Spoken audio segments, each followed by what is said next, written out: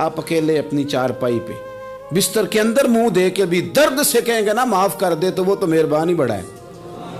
میرے نبی پاک صلی اللہ علیہ وسلم مثال دیتے ہیں، فرمایا ایک آدمی صحرا میں جا رہا، صحابہ سے حضور خطاب کر رہے ہیں، فرمایا ایک آدمی صحرا میں جا رہا تھا، اس نے اپنی اونٹنی پہ کھانا پانی پیسے ہر چیز رکھی ہوئی تھی، صحرا تھا بہت بڑا، درمیان صحرا کے گیا تو تھوڑا سا سستانے کے لیے آرام کرنے کے لیے اونٹنی سے نیچے اترا۔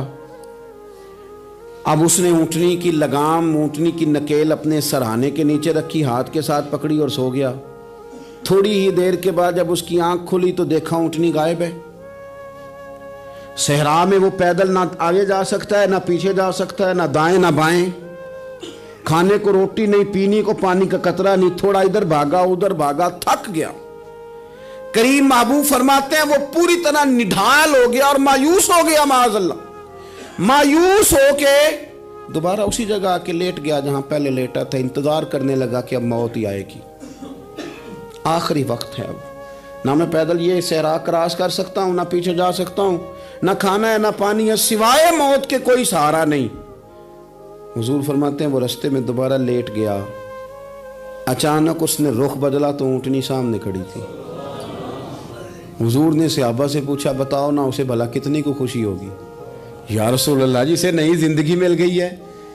آپ دیکھیں نا سارے ڈاکٹروں نے کہہ دیا کہ اس کے تو گردے معدہ جگر ہر چیز ختم ہے، گھر لے جاؤ خدمت کرو، ہر طرف پریشانی ہے۔ وہ بندہ بھی سمجھ گیا ہے کہ آخری وقت آ گیا، کل جاؤں پرسوں جاؤں، تیاری ہو گئی، سب لوگ آ گئے، باہر والے بھی آ گئے، یہ ماحول ایک عجیب رنگ اختیار کر گیا۔ اچانک ایک ڈاکٹر نے آ کے کہا نہیں نہیں غلطی لگ گئی تھی۔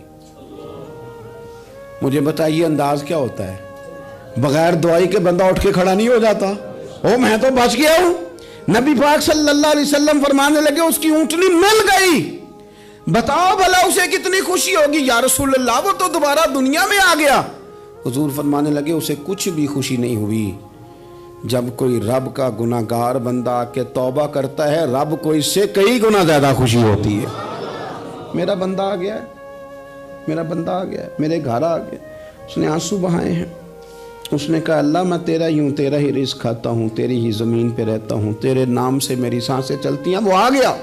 فرمایا اس اونٹنی والے سے زیادہ رب کو خوشی ہوتی ہے جب گناہگار آ کے توبہ کرتا ہے۔ گناہگاروں کے آنسو اس کی بارگاہ میں بڑے مقبول ہیں، لیکن ہم رسم ادا کرتے ہیں، توبہ نہیں کرتے۔ ہم اپنے آپ کے ساتھ دھوکہ کرتے ہیں، جھوٹ بولتے ہیں۔ اللہ تبارک و تعالی اپنے بندوں کے حق میں رحمت والے فیصلے کرتا ہے، درگزر والا معاملہ فرماتا ہے۔ جگہ جگہ قرآن مجید میں اللہ تعالیٰ نے اپنے بندوں پر رحمت کرنے کا ذکر فرمایا ہے۔ ان اللہ یغفر الذنوب جمیعا، فرمایا بے شک رب تمہارے سارے ہی گناہ معاف فرما دے گا، تم نا امید نہ ہونا، وہ معاف کر دے گا تمہیں۔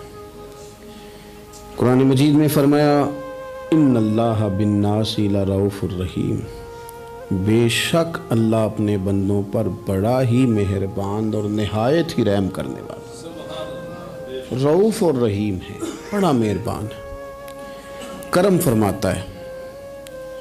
اللہ تعالیٰ اپنے بندوں سے بڑا جلد راضی ہو جاتا ہے۔ ماں پیار کرتی ہے اپنے بچے سے، لیکن وہ ناراض بھی ہو جاتی ہے بعض چیزوں پہ، بعض معاملات اس کا دل بھی دکھاتے ہیں، بعض جگہ وہ رو کے یہ بھی کہتی ہے کہ تو نے میری محبت کا کوئی نتیجہ نہیں مجھے دیا، میری ساری کمائی تو نے ضائع کر دی۔ والد بہت ساری جگہوں پہ ناراض ہوتا ہے، شکوہ کرتا ہے، کہتا ہے میری بیماریوں کی، پریشانیوں کی، بڑھاپے کی، کمزوریاں کا سبب بیٹے تو ہی بن گیا، یہ ساری تکلیفیں تو ٹھیک ہو جائیں تو میری شاید عمر بھی بڑھ جائے، صحت بھی ٹھیک ہو جائے، میں زیادہ دیر جوان رہ سکوں۔ ناراض ہوتے ہیں ماں باپ، اسی طرح ماں باپ راضی بھی ہو جاتے ہیں، وہ بڑی جلدی راضی ہو جاتے ہیں۔ میں اکثر کہتا ہوں کہ والد کو راضی کرنے میں 5-7 منٹ لگ جاتے ہیں، اماں تو 1.5-2 منٹ میں راضی ہو جاتی ہے۔ ابا جی کو 5-7 منٹ لگتے ہیں، کئی دفعہ کہنا پڑتا ہے، کوئی دلائل دینے پڑتے ہیں، لیکن والدہ کے لیے تو کچھ بھی نہیں، آپ نیرا جا کے پیروں میں بیٹھ ہی جائیں، کچھ بھی نہ کریں، آپ پورا روئیں نہ رونے والا منہ ہی بن جائے تو اماں تو نرم ہی نرم ہے، جس وقت جو مرضی آپ کرا لیں ہو گیا۔ اللہ تبارک و تعالی بلا مثال و بلا تشبیہ سمجھانے کے لیے عرض کرتا ہوں، اللہ بھی بعض معاملات میں اپنے بندوں سے ناراض ہو جاتا ہے۔ وہ کہتا ہے میں تکبر کرنے والوں کو پسند نہیں کرتا، وہ کہتا ہے فسادی پسند نہیں ہے، وہ فرماتا ہے کہ راہوں میں کجی کرنے والے پسند نہیں ہیں، وہ فرماتا ہے کہ بدعہدیاں کرو گے تو میں صبح قیامت تم سے سوالات کروں گا۔ اللہ تبارک و تعالیٰ بہت ساری چیزوں کو ناپسند کرتا ہے، ناراض ہو جاتا ہے۔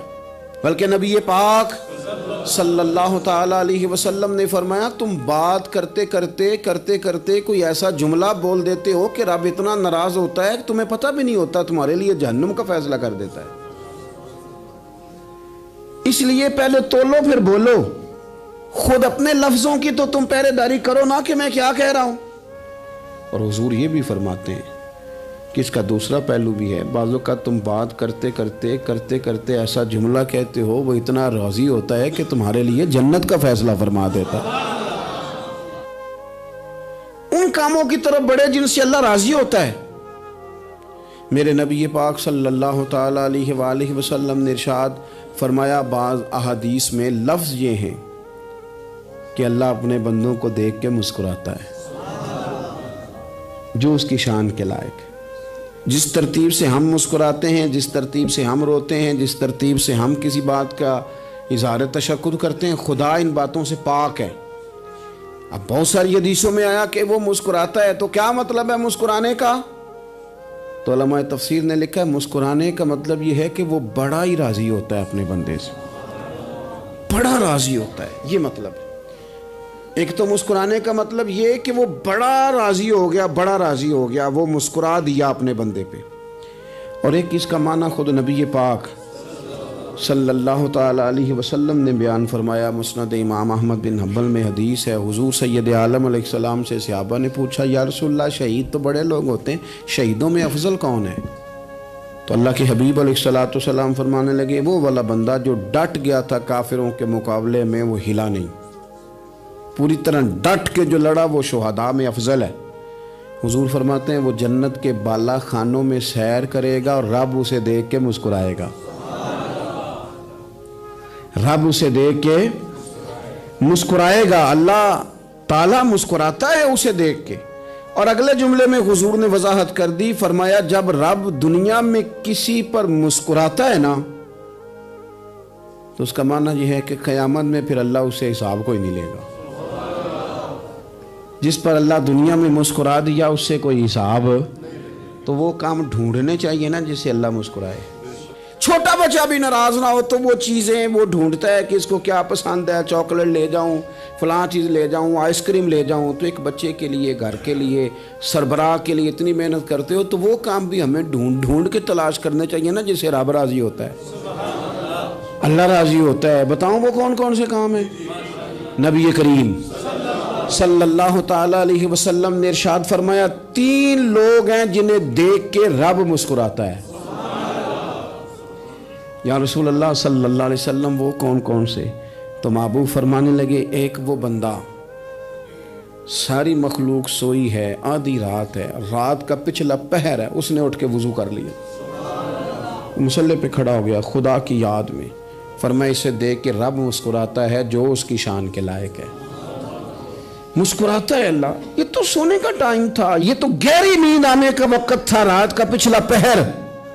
اور سننا میرے بھائی، میرے نبی پاک صلی اللہ تعالیٰ علیہ وسلم فرماتے ہیں جب مسلمان نماز کے لیے صفیں بناتے ہیں نا، ترتیب لگ رہی ہوتی ہے، اب اللہ کی بارگاہ میں کھڑے ہوں گے، قیام کریں گے، رکوع کریں گے، سجود کریں گے، فرمایا جب مومن صفیں بناتے ہیں تو رب دیکھ کے مسکراتا ہے، مسکراتا ہے۔ کمال ہو گئے عروج بندگی کا، جب بندے کو دیکھ کے رب مسکرائے، خدا بندے سے خود پوچھے بتا تیری رضا کیا ہے، مسکراتا ہے۔ اور میرے نبی پاک علیہ السلام فرماتے ہیں جب مجاہد جہاد کے لیے صفیں سیدھی کرتے ہیں، آج تو یہ رب کے نام پہ مرنے ہی آ گئے، یہ صفوں میں کھڑے ہوں گے، ترتیب سے لڑیں گے، ترتیب سے گلا کاٹیں گے کافروں کا یا شہادت لیں گے۔ فرمایا جب جہاد کے لوگ صفیں بناتے ہیں تو رب انہیں دیکھ کے مسکراتا ہے۔ کتنے نصیبوں والا وہ بندہ ہے جسے دیکھ کے مسکرا دیا. او یار کبھی تیرا بیٹا تیرے سامنے مسکرائے نا چھوٹا تو تیرا دل باغ باغ ہو جاتا ہے. تیری ماں بیمار کسی ایک دن صحیح طرح ہنس پڑے تو طبیعت خوش ہو جاتی. مجھے بتاؤ نا جس کا رب بھی اسے دیکھ کے ہنس پڑے جو اس کی شان کے لائق ہے. کیا اس بندے کے نصیبیں ہیں, کیا اس کے مقدر ہیں. آپ اس مقام پر اپنے آپ کو لائیں. اب دیکھیں نا یہ حدیث آپ نے سن لی, اب ہم نے نا اس طرح صفحے نہیں بنانے جس طرح ساری دنیا, اب ذرا صفحے بھی شوق سے بنائیں گے. آپ ذرا تھوڑا سا شوق پیدا کریں گے, بھئی یہ تو میں وہ کام کرنے لگا ہوں جسے دیکھ کے رب مسکراتا ہے. نبی پاک صلی اللہ علیہ وسلم نے فرمایا جب کوئی بندہ توبہ کرتا ہے نا, ہم توبہ کا رٹا لگاتے ہیں, یا اللہ میری توبہ یا اللہ. اور توبہ کا تو مطلب یہ ہے کہ پچھلے گناہوں سے پکی توبہ, آج کے بعد یہ غلطی نہ کرنے کا پکا وعدہ, آج کے بعد رشوت تو نہیں نہ لے گا, ملاوٹ تو نہیں نہ کرے گا, یہ توبہ ہے. اور اگر سارے کام اسی طرح کرنے تو پھر یہ توبہ کا رٹا ہے, تو جتنا مرضی لگاؤ. حضرت علی بن ربیعہ رضی اللہ تعالیٰ عنہ فرماتے ہیں میں مولا علی کے ساتھ تھا, مقام حرہ کی طرف جا رہے تھے, حضرت علی نے ہاتھ اٹھا کے دعا مانگی ہماری تعلیم کے لیے, ورنہ حضرت علی ہم صحابہ کو محفوظ عن الخطا تو مانتے ہیں نا. ہاتھ اٹھا کے کہا اے اللہ ہمارے گناہ بخش دے, تیرے علاوہ کوئی معاف کرنے والا نہیں. اور پھر حضرت علی آسمان کی طرف دیکھا اور دیکھ کے نا حضرت علی بن ربیعہ کو تو مسکرائے.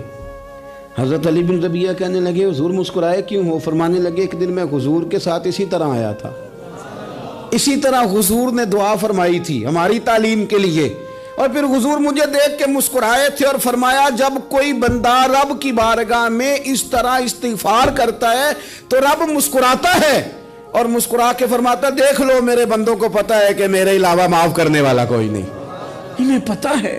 تم اس کی بارگاہ میں رجوع تو لاؤ, آؤ تو صحیح دو آنسو لے کر. اقبال کہتے ہیں کہ موتی سمجھ کے شان کریمی نے چن لیا, قطرے دو گرے میرے ار کے انفعال کے. دو میں نے آنسو بہائے تھے تو اس کے کرم نے تو موتی سمجھ کے چن لیے. سنو نا حضور اس استغفار کو اللہ کو یار رات کو توبہ کر کے سونا چاہیے ہمیں. کچھ غلطیاں ہم کرنا نہیں چاہتے پر ہم سے ہو جاتی ہیں, کچھ دل ہم توڑنا نہیں چاہتے پر وہ ٹوٹ جاتے ہیں, ہماری مجبوری ہوتی ہے ٹوٹ جاتے ہیں. رات کو اس کی بارگاہ میں ہاتھ باندھ کے کشکول طلب دراز کر کے خوب استغفار پڑھنا چاہیے کہ مالک بندے ہیں نا کیا کریں, خدا را خیال کریں, دنیا روٹتی ہے تو روٹ جائے, رب رسول ناراض نہ ہونے پائیں, اس کا خیال کریں. حضور فرماتے ہیں وہ مسکراتا ہے, اسے خوشی ہوتی ہے جب کوئی اس کا بندہ اس کی طرف رجوع کرتا ہے. میرے عزیزو رسول پاک صلی اللہ تعالی علیہ وسلم نے ان لوگوں کے تذکرے کیے جنہیں دیکھ کے رب مسکراتا ہے. نبی پاک صاحب الالاق صلی اللہ تعالی علیہ وسلم فرماتے ہیں, مسند امام احمد بن حنبل دیکھیے, فرمایا رب اس وقت بڑا ہی مسکرائے گا جب قاتل بھی جنت میں جائے گا, مقتول بھی جنت میں جائے گا. یا رسول اللہ مقتول تو گیا, یہ قاتل کیسے چلا گیا؟ حضور فرماتے ہیں جائے گا, اور جائے گا اور رب مسکرائے گا جو اس کی شان کے لائق ہے. یا رسول اللہ کس طرح؟ تو نبی پاک صلی اللہ علیہ وسلم فرمانے لگے اس نے ایک مومن کو قتل کیا تھا, وہ شہید ہو کے جنت میں چلا گیا. اب اللہ نے بعد میں اسے توبہ کی توفیق دے دی. پہلے اس نے کلمہ پڑھا, پھر یہ میدان میں اترا, کافروں سے لڑا, یہ شہید ہوا, رب نے اسے بھی جنت دے دی. قاتل بھی جنت میں, مقتول بھی جنت میں. اور بات اتنی انوکھی ہے کہ رب دیکھ کے مسکرا رہا ہے جو اس کی شان کے لائق ہے. ہم جلدی میں ہیں, ہم انتظار نہیں کر رہے کہ شاید توبہ کر جائے, ہم انتظار نہیں کر رہے. لیکن میرے عزیز اتنی جلدی نہ کریں. سوچوں کا صاف ہونا, ذہنوں کا پاک ہونا, اور لوگوں کے بارے میں گمان کا اچھا ہونا. آپ کسی نفسیات کے ڈاکٹر کے پاس چلے جائیں, اسے کہیں ٹینشن بڑی ہے, میں ان کے مضامین پڑھتا رہتا ہوں, وہ سب سے پہلا سبق آپ کو یہ پڑھائیں گے کہ اچھا سوچا کریں. اچھا سوچنے سے بندہ تندرست رہتا ہے. کس سے بندہ تندرست رہتا ہے؟ ہیں جی واقعی رسول کائنات سرور دو عالم صلی اللہ تعالی علیہ وسلم فرماتے ہیں کہ اللہ مسکراتا ہے. سنو, نبی پاک صلی اللہ علیہ وسلم کے پاس مہمان آ گیا, بخاری مسلم ہے. हुजूर ने अज़वाज मुतहरात के घरों में पैगाम भेजा, कुछ चीज़ है ज़ियाफ़त के लिए? या रसूलल्लाह कुछ भी नहीं, ये दो जहां के शाह हैं और पास कुछ रखते नहीं, दो जहां की नेमतें हैं इनके खाली हाथ में। या रसूलल्लाह कोई चीज़ भी नहीं। हुजूर ने सहाबा के मजमे पे नज़र डाली, या रसूलल्लाह सल्लल्लाहु अलैहि वसल्लम हुक्म हो, तो हुजूर फरमाने लगे तुम में से कोई बंदा है जो इसे घर ले जाए रोटी खिलाए? एक सहाबी उठे फौरन, हुजूर मैं लेके जाता हूँ खाना खिलाता हूँ। फरमाते हैं मेरे घर में सिर्फ बच्चों का खाना था,